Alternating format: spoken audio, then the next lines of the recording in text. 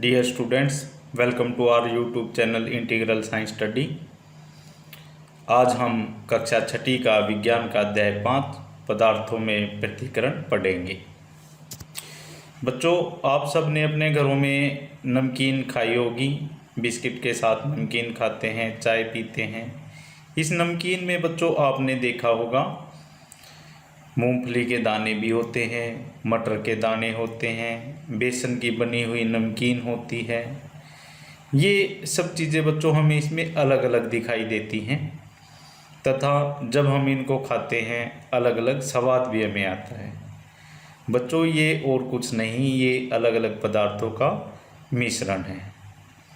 जब कोई वस्तु दो या उससे अधिक पदार्थों से बनी हुई होती है जिसमें किसी भी अवयव का गुण नहीं बदलता है तो ऐसी वस्तु को हम मिश्रण कहते हैं। बच्चों, ये जो दूसरा चित्र आप देख रहे हैं इसमें आप अलग अलग प्रकार के पत्थर के टुकड़ों को, मिट्टी को देख सकते हैं। ये भी एक प्रकार के मिश्रण का ही उदाहरण है। जिस वायु में हम सांस लेते हैं वो भी एक प्रकार का मिश्रण ही है, क्योंकि वायु भी अलग अलग गैसों से मिलकर बनी हुई है। जैसे वायु में 78% नाइट्रोजन होती है, 21% ऑक्सीजन होती है। इसमें और भी अन्य कई तरीके की गैसें होती हैं, इसलिए वायु भी एक प्रकार का मिश्रण ही है। अब आता है बच्चों, शुद्ध पदार्थ हम किसे कहेंगे? जब किसी पदार्थ के हर कण के गुण एक ही होते हैं तो उसे हम शुद्ध पदार्थ कहते हैं।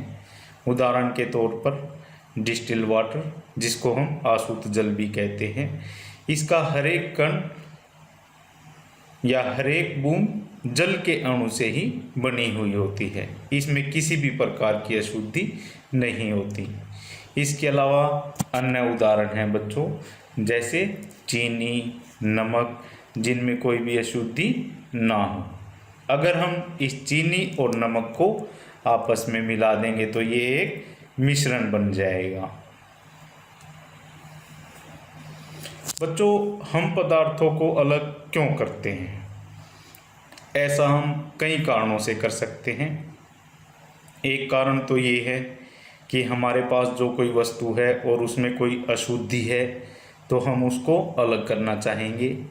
अगर उसमें कोई हानिकारक चीज़ है तो उसको हम उससे अलग करना चाहेंगे। या फिर हमारी दोनों ही वस्तुएं हमारे काम की हैं जिनका वो मिश्रण है और हम उनको अलग अलग समय पर यूज़ करते हैं, एक साथ यूज़ नहीं करते, तो भी हम क्या चाहेंगे कि हम उन पदार्थों को अलग अलग कर दें।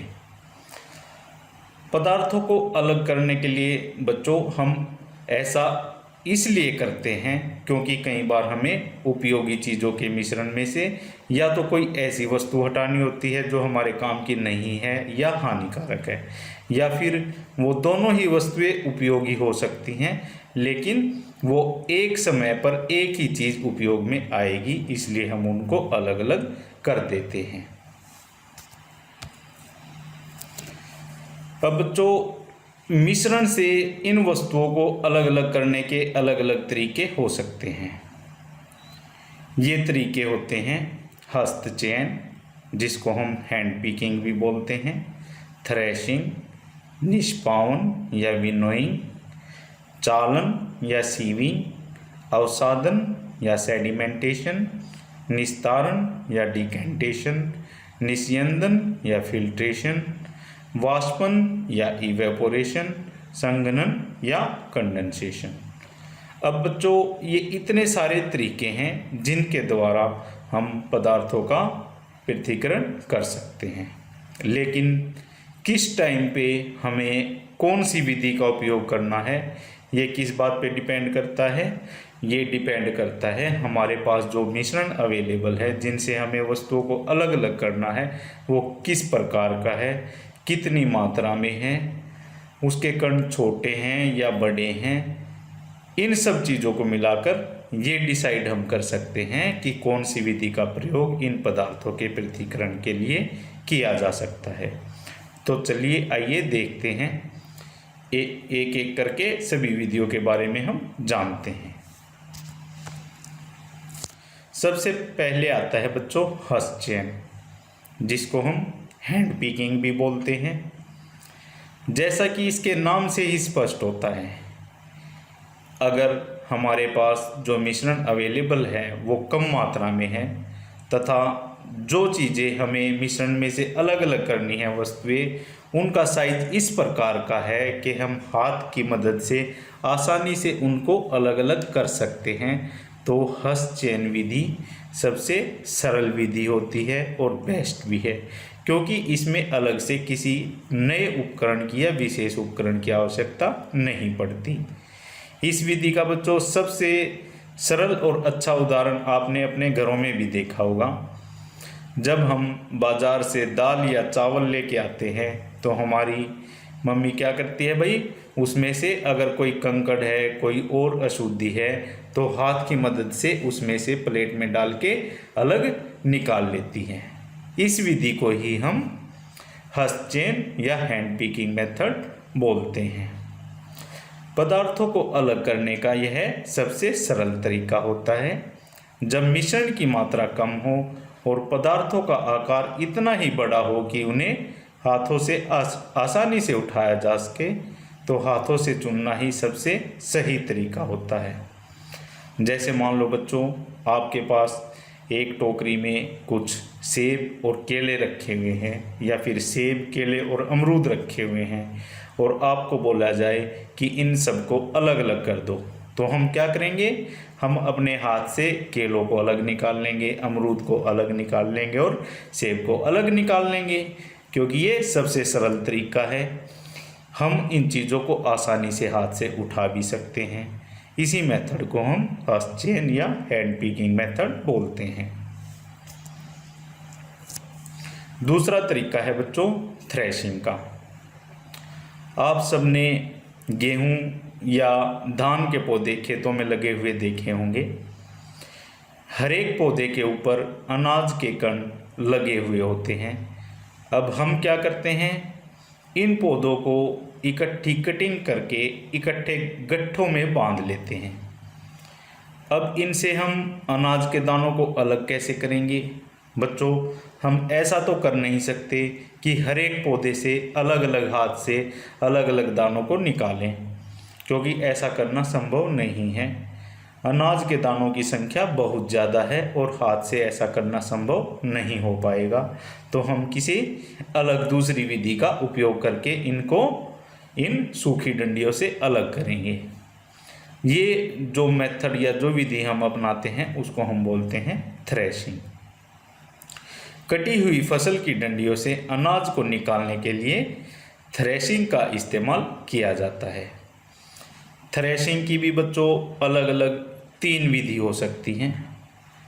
सबसे पहली विधि है हाथ से थ्रेशिंग। इस विधि में क्या किया जाता है, फसल की डंडियों के गट्ठे बना लिए जाते हैं तथा उन्हें किसी कठोर स्थान पर पीटा जाता है। ऐसा करने से क्या होता है बच्चों, जो अनाज के दाने इन डंडियों के आगे लगे हुए होते हैं वो जड़ के नीचे गिर जाते हैं, फिर हम उनको इकट्ठा कर लेते हैं। दूसरा मेथड है मवेशी से थ्रेशिंग। इस विधि में क्या होता है बच्चों, फसल की डंडियों को जिनके ऊपर अनाज के दाने लगे हुए हैं नीचे फैला देते हैं तथा उनके ऊपर फिर मवेशियों को चलने के लिए छोड़ देते हैं। ऐसा करने से अनाज के दाने इन डंडियों से अलग हो जाते हैं। तीसरा मेथड है बच्चों थ्रेशिंग मशीन। जैसा कि आप चित्र में भी देख सकते हैं, इन मशीनों की मदद से लार्ज स्केल पर एक बार में ही बहुत ज़्यादा थ्रेशिंग की जा सकती है। आजकल हम थ्रेशिंग मशीनों का ही इस्तेमाल करते हैं। इन मशीनों की हेल्प से लार्ज स्केल पर हम थ्रेशिंग करते हैं। अगली विधि है बच्चों निष्पावन, जिसको हम विनोइंग बोलते हैं। इस विधि में पवन या हवा की मदद ली जाती है तथा हल्के और भारी कणों को अलग अलग किया जाता है। जैसा कि आप चित्र में भी देख सकते हैं, इस विधि में हल्के और भारी चीज़ों के मिश्रण को हम एक सूप में ले लेते हैं तथा अपने कंधे से ऊपर उठाकर उसको नीचे की तरफ डालते हैं। ऐसा करने से क्या होता है बच्चों, जिस दिशा में हवा चल रही होती है उस दिशा में ही जो हल्की चीज़ें होती हैं वो थोड़ा आगे गिरती हैं और जो भारी चीज़ें होती हैं वो थोड़ा नज़दीक गिरती हैं। ऐसा करने से हल्की चीज़ों का अलग ढेर बन जाता है और भारी चीज़ों का अलग ढेर बन जाता है। इस विधि द्वारा हम अनाज से जो हल्के भूसे के कण उसमें रह जाते हैं उसको अलग कर सकते हैं। अगली विधि है बच्चों चालन, जिसको हम सीविंग भी बोलते हैं। जब कणों का आकार बहुत छोटा होता है और मात्रा बहुत बड़ी होती है तो क्या बच्चों हम हाथ का इस्तेमाल इन कणों को अलग अलग करने के लिए कर सकते हैं?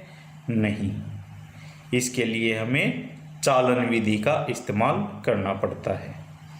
इस विधि में चालनी, जिसको हम या छलनी भी बोलते हैं, का इस्तेमाल किया जाता है। छलनी में लोहे या नायलॉन की जाली लगी हुई होती है। इस जाली की मदद से हम छोटे और बड़े अलग अलग आकार के कणों को अलग कर सकते हैं। इसके बहुत अच्छे उदाहरण हम बच्चों हम घर पर भी देख सकते हैं। आटे से चोकर को अलग करने के लिए हम छलनी का इस्तेमाल करते हैं, जिसमें क्या होता है बच्चों, आटे के कण बारीक होते हैं, वो छलनी से छनकर नीचे आ जाते हैं और जो चोकर के बड़े कण होते हैं वो ऊपर छलनी में ही रह जाते हैं। इसका दूसरा अच्छा उदाहरण है बच्चों रेत से कंकड़ को अलग करना। जब कहीं पर बिल्डिंग बन रही होती है तो वहाँ पर रेत से कंकड़ को अलग करने के लिए बड़ी बड़ी छलनी या जालियों का इस्तेमाल किया जाता है। इन छलनियों की मदद से कंकड़ तो ऊपर रह जाते हैं और जो रेत के बारीक कण होते हैं वो छनकर नीचे आ जाते हैं। अगली विधि है बच्चों अवसादन, निस्तारण, निस्यंदन। अवसादन को इंग्लिश में हम बोलते हैं सेडिमेंटेशन, निस्तारण को बोलते हैं डिकेंटेशन और निस्यंदन को बोलते हैं फिल्ट्रेशन। अब बच्चों बाकी विधि हमने एक एक करके बताई। इन तीनों विधियों का नाम हमने एक बार में बताया। ऐसा क्यों? ऐसा इसलिए बच्चों कई बार इन तीनों विधियों को हमें एक साथ इस्तेमाल करना पड़ता है मिश्रण में से अलग अलग वस्तुओं को अलग अलग करने के लिए। इन तीनों विधियों को एक साथ इस्तेमाल किया जाता है जब किसी द्रव में घुलनशील और अघुलनशील ठोसों के मिश्रण को अलग करना हो, तो इन विधियों को हम इकट्ठे ही इस्तेमाल करते हैं। तो बच्चों अवसादन किसे कहते हैं, निस्तारण किसे कहते हैं, निस्यंदन किसे कहते हैं? अवसादन में किसी मिश्रण में अघुलनशील कणों के तल में बैठने की प्रक्रिया को हम अवसादन या सेडिमेंटेशन कहते हैं। इसका उदाहरण भी हम अपने घर पर देख सकते हैं। जब कभी हमारे घर पर नल के द्वारा अशुद्ध जल आ जाता है या फिर हम कह सकते हैं मिट्टी वाला जल आ जाता है, तो हम क्या करते हैं बच्चों, उस जल को कुछ समय तक रखा रहने देते हैं। इससे क्या हो जाता है, जो मिट्टी के बाहरी कण होते हैं वो जल में नीचे बैठ जाते हैं। इसी विधि को हम अवसादन या सेडिमेंटेशन कहते हैं। दूसरी विधि है निस्तारण। जब ये बाहरी कण जल में नीचे बैठ जाते हैं तो हम क्या कर सकते हैं, ऊपर के जल को धीरे धीरे करके हम किसी दूसरे पात्र या दूसरे बर्तन में उड़ेल सकते हैं, जिससे जो नीचे बैठी हुई अशुद्धियाँ या बाहरी कण थे वो उसी बर्तन में रह जाएंगे और पानी दूसरे बर्तन में ले लेंगे। इस विधि को हम निस्तारण कहते हैं।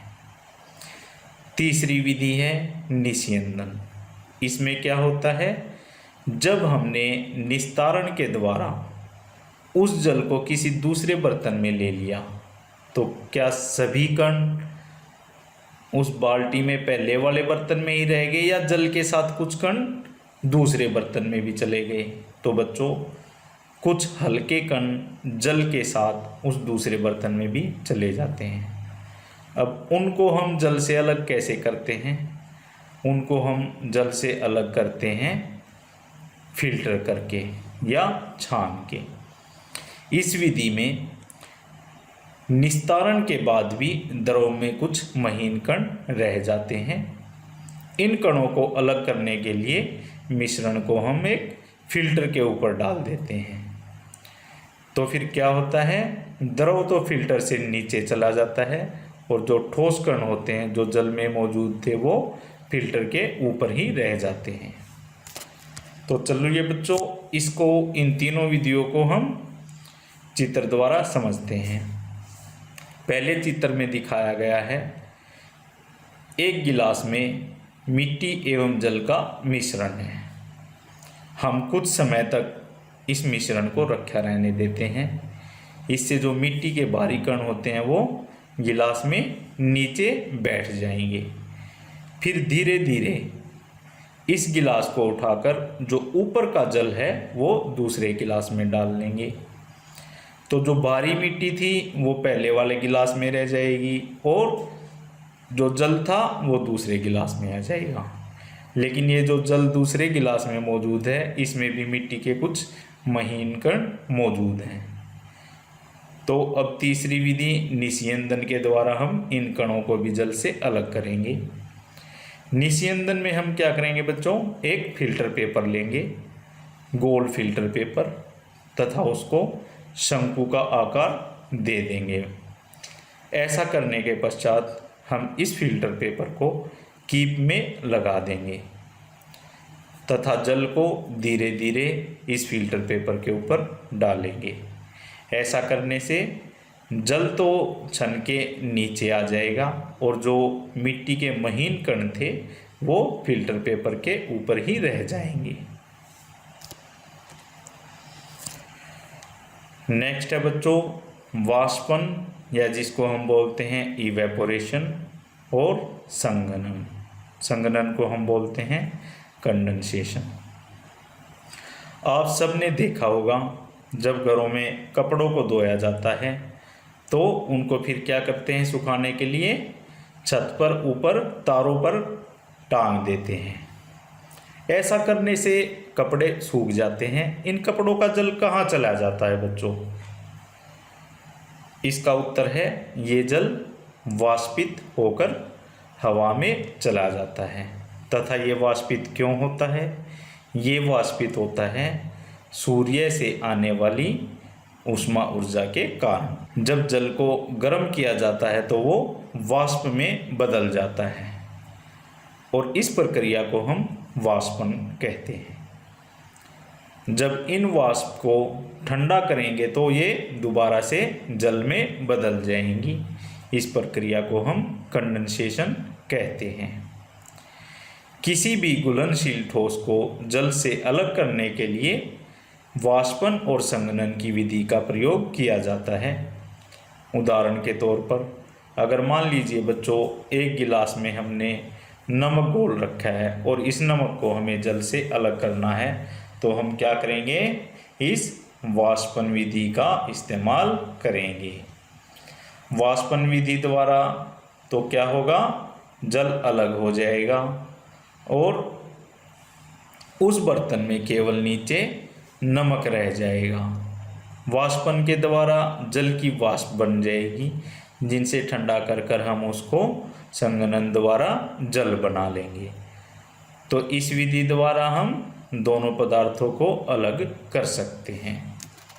बच्चों अगला उदाहरण है वाष्पन का। वाष्पन के द्वारा ही हम समुद्र जल से नमक बना सकते हैं।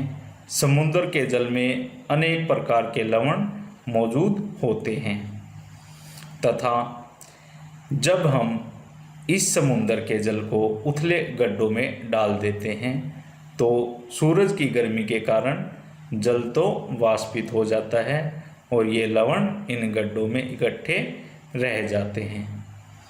फिर हम क्या करते हैं, इन लवण को लेकर उनका शुद्धिकरण करके नमक को अलग कर लेते हैं। नेक्स्ट है बच्चों संतृप्त विलयन, जिसको हम सैचुरेटेड सॉल्यूशन बोलते हैं। जब कोई विलेय पदार्थ अधिकतम मात्रा तक विलायक में घुला हुआ हो, अर्थात इस मात्रा के बाद विलायक में और अधिक विलेय को घोलने की क्षमता न हो, तो ऐसे विलयन को हम संतृप्त विलयन कहते हैं। इसका उदाहरण बच्चों हम देख सकते हैं। एक गिलास पानी लीजिए, उसमें 1 चम्मच चीनी डालिए और धीरे धीरे हिलाते रहिए, वो चीनी पानी में घुल जाएगी। फिर उसमें थोड़ी सी मात्रा में और चीनी डालिए और हिलाते रहिए, वो चीनी भी घुल जाएगी। फिर उसमें थोड़ी और चीनी डालिए। हो सकता है अब की बार आप उसको कितना भी जल को हिलाते रहें, वो चीनी उसमें ना घुले। ऐसा इसलिए होता है बच्चों क्योंकि वो संतृप्त विलयन बन चुका है, इससे अधिक चीनी उसमें नहीं घुल सकती। लेकिन अगर हम इस जल को गर्म कर देंगे तो कुछ और चीनी इस जल में घुल जाती है। तो इससे क्या साबित होता है बच्चों, जब हम किसी द्रव को गर्म कर देते हैं तो उसकी क्षमता किसी दूसरे पदार्थ को अपने अंदर घोलने के लिए बढ़ जाती है, अर्थात उस विलेय पदार्थ की ज़्यादा मात्रा को उसमें घोला जा सकता है। अब आते हैं इस अध्याय के अभ्यास के प्रश्न उत्तर। पहला प्रश्न है बच्चों, हमें किसी मिश्रण के विभिन्न अवयवों को पृथक करने की आवश्यकता क्यों होती है? 2 उदाहरण लिखिए।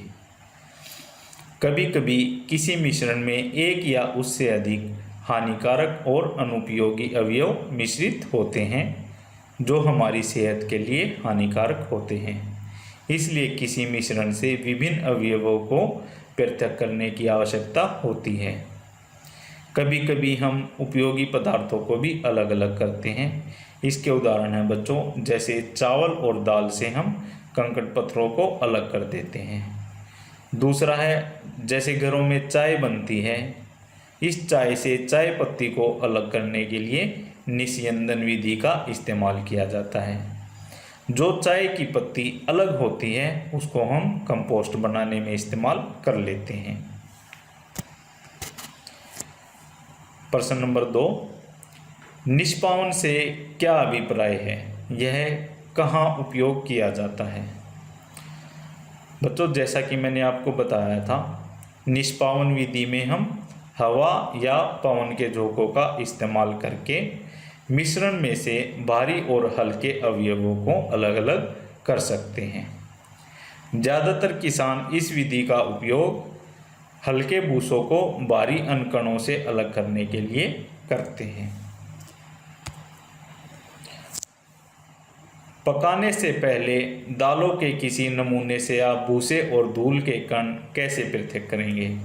बच्चों, हम अपने घरों में भी देखते हैं, ऐसा हम हस्तचयन या हैंड पिकिंग मेथड द्वारा करते हैं। छालन से क्या अभिप्राय है? यह कहाँ उपयोग होता है? छालन की विधि के द्वारा बड़े बड़े अनुपयोगी कण को छोटे और महीन कण से अलग कर सकते हैं। इसका उपयोग हम आटे से चोकर और अन्य अनुपयोगी कण को अलग करने में करते हैं। इस विधि का उपयोग हम भवन निर्माण के समय बारीक रेत के कणों से भारी मोटे कंकड़ों को अलग करने के लिए भी करते हैं। प्रश्न नंबर 5, रेत और जल के मिश्रण से आप रेत और जल को कैसे पृथक करेंगे? इसका उत्तर है बच्चों, हम रेत और जल के मिश्रण से रेत और जल को निस्तारण और निस्यंदन विधि द्वारा पृथक कर सकते हैं। आटे और चीनी के मिश्रण से क्या चीनी को पृथक करना संभव है? अगर हाँ, तो आप इसे कैसे करेंगे? इसका उत्तर है बच्चों, हाँ, ऐसा संभव है। हम आटे और चीनी के मिश्रण से चीनी को अलग या पृथक कर सकते हैं। इस मिश्रण से चीनी को चालन विधि द्वारा अलग किया जा सकता है। हम छलनी का उपयोग करके आटे और चीनी को अलग अलग कर लेंगे। आटा तो छलनी से छन के नीचे आ जाएगा और चीनी छलनी के ऊपर ही रह जाएगी। प्रश्न नंबर 7, पंकिल जल के किसी नमूने से आप सवत जल कैसे प्राप्त करेंगे? तो बच्चों, पंकिल जल का मतलब होता है ऐसा जल जिसमें मिट्टी के कण हो। पंकिल जल के किसी नमूने से हम सवत जल अवसादन, निस्तारण और निस्यंदन विधि का उपयोग करके कर सकते हैं। प्रश्न संख्या 8, रिक्त स्थानों को भरिए। पहला है बच्चों, धान के दानों को डंडियों से पृथक करने की विधि को हम क्या कहते हैं? थ्रेसिंग कहते हैं। तो पहले का उत्तर होएगा थ्रेसिंग। दूसरा है, किसी एक कपड़े पर दूध को उड़ेलते हैं तो मलाई उस पर रह जाती है, पृथक्करण की यह प्रक्रिया डैश कहलाती है। तो इसका उत्तर आएगा बच्चों निस्यंदन। तीसरा, समुद्र के जल से नमक डैश प्रक्रिया द्वारा प्राप्त किया जाता है। इसका उत्तर आएगा वाष्पन। समुद्र के जल से नमक वाष्पन प्रक्रिया द्वारा प्राप्त किया जाता है। चौथा है, जब पंकिल जल को पूरी तरह एक बाल्टी में रखा जाता है तो अशुद्धियाँ तली में बैठ जाती हैं। इसके पश्चात सवत जल को ऊपर से पृथक कर लेते हैं। इसमें प्रयोग होने वाली पृथक्करण की प्रक्रिया को डैश कहते हैं। तो इसका उत्तर आएगा बच्चों अवसादन। इस प्रक्रिया को हम अवसादन कहते हैं। प्रश्न नंबर 9, सत्य अथवा असत्य। दूध और जल के मिश्रण को निस्यंदन द्वारा पृथक किया जा सकता है। तो ये बच्चों असत्य कथन है, क्योंकि दूध और जल के मिश्रण को किसी फिल्टर का इस्तेमाल करके हम अलग अलग नहीं कर सकते। ख, नमक और चीनी के मिश्रण को निष्पावन द्वारा पृथक कर सकते हैं। ये भी असत्य है, क्योंकि नमक और चीनी के मिश्रण को हम निष्पावन द्वारा अलग अलग नहीं कर सकते। ये दोनों ही कण भारी होते हैं। ग, चाय की पत्तियों को चाय से पृथक्करण निस्यंदन द्वारा किया जा सकता है। यह आएगा बच्चों सत्य। अनाज और भूसे का पृथक्करण निस्तारण प्रक्रम द्वारा किया जा सकता है। यह आएगा बच्चों असत्य। प्रश्न नंबर 10, जल में चीनी और नींबू का रस मिलाकर शिकंजी बनाई जाती है। आप बर्फ़ डालकर इसे ठंडा करना चाहते हैं। इसके लिए शिकंजी में बर्फ़ चीनी घोलने से पहले डालोगे या बाद में? किस प्रकरण में अधिक चीनी घोलना संभव होगा? तो बच्चों, आपने घरों में देखा भी होगा, जब हम शिकंजी बनाते हैं तो बर्फ़ डालने से पहले ही चीनी को घोल लिया जाता है। उसके बाद इसे ठंडा करने के लिए इसमें बर्फ़ मिलाई जाती है। ऐसा इसलिए किया जाता है क्योंकि ठंडी शिकंजी में और अधिक चीनी नहीं घुल सकती। जब किसी द्रव का तापमान ज़्यादा होगा तो उसी में कोई पदार्थ ज़्यादा घोला जा सकता है। अर्थात शिकंजी में चीनी हम बर्फ़ डालने से पहले ही डालेंगे। बर्फ़ वाली शिकंजी की अपेक्षा साधारण शिकंजी में संतृप्त लेवल ज़्यादा होगा, इसलिए साधारण शिकंजी में अधिक चीनी घोलना संभव होता है। थैंक यू बच्चों। अगर आपको मेरी वीडियो अच्छी लगी तो इसे लाइक करें, शेयर करें और मेरे चैनल को सब्सक्राइब ज़रूर करें।